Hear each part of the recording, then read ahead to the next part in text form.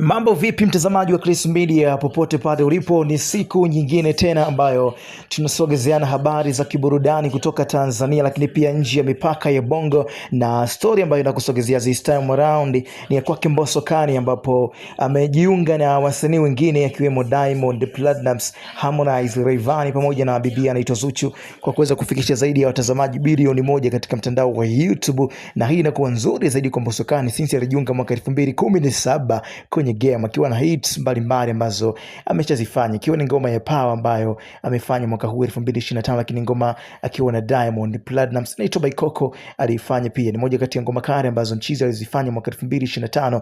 Kuna ngoma nyingi sana ambazo Mbosso amezifanya. Mbosso anatajwa kuwa msanii bora zaidi kwa mwaka huu 2025 since alipokuwa Wasafi, lakini pia baada ya kutoka pia amekuwa na mwendelezo wa kufanya ngoma kwa kufanya vizuri kwenye ngoma zake kadri siku ambazo zinakuwa zinasogea. So that is kwenye mishemishe ambazo zina happen kwenye game ya Bongo Flava. So Mbosso amefikisha zaidi ya watazamaji bilioni 1 katika mtandao wake wa YouTube. So juzi kati pia Mbosso ameachia EP ambayo inaitwa Room Number 3 na imeweza kupokelewa vizuri na mashabiki wake na kuweza kufanya vizuri ndani lakini pia nje ya mipaka ya Tanzania, na ameachia ngoma yake ya Power katika zile video hizo kufikisha zaidi ya watu milioni 50 kwenye mtandao wa YouTube. So hii ni hatua nzuri kwa msanii kama Mbosso Kani, na EP imefanya vizuri na kuweza kumtambulisha hata nje ya mipaka ya Bongo Flava. So mtazamo wako wewe ni upi kuhusiana na hichi Mbosso ambacho amekifanya kwa mwaka huu 2025? Ni guilty au vipi? Niambie hapo kwenye comment, niambie ngoma gani Mbosso kwa upande wako inakukosha zaidi au unaikubali zaidi kutokea kwake ili sisi tuweze kupita nayo. So Mbosso baada ya kuondoka WCB amefanya EP ambayo inaitwa Room Number 3 na imeweza kupokelewa kwa ukubwa na imeweza kufanya vizuri zaidi Tanzania na nje ya mipaka ya Bongo. So juzi kati pia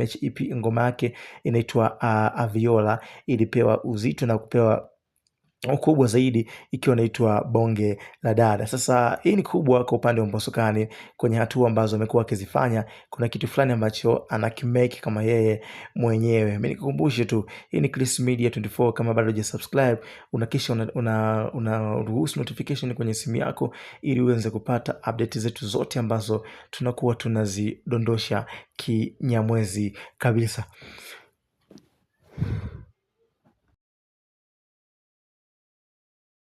And of course, mambo vipi, mambo ni aje? Diamond Platnumz pamoja na Offset wameweza kuchaguliwa kwenye show ambayo inaitwa The Vibe Nation. Yeah. Chris Media 24 tuna run show. Vibe Nation trending kila mtano. Burudani non-stop tunabeba flow. Usisahau kusubscribe, kulike na kucomment bro. Gang, YouTube tupo live stories za Master Bongo. Treni kila kona, burudani hatuchezi chongo. Chris Judo kwa mic, anatupa heavy combo. Mashabiki wana feel, kila line ni bombo ubo. Kila episode ni moto fire tunabeba. Kama drill ya kila kini bombo flavor. Tunazungusha game kama DJ anacheza, wasanii wote ndani ni stage ya beberu. Chris Media 24 tuna run show. Vibe Nation trending kila mtano. Burudani non-stop tunabeba flow. Usisahau kusubscribe, kulike na kucomment bro. Gang, tunawasha mtaa na content legit.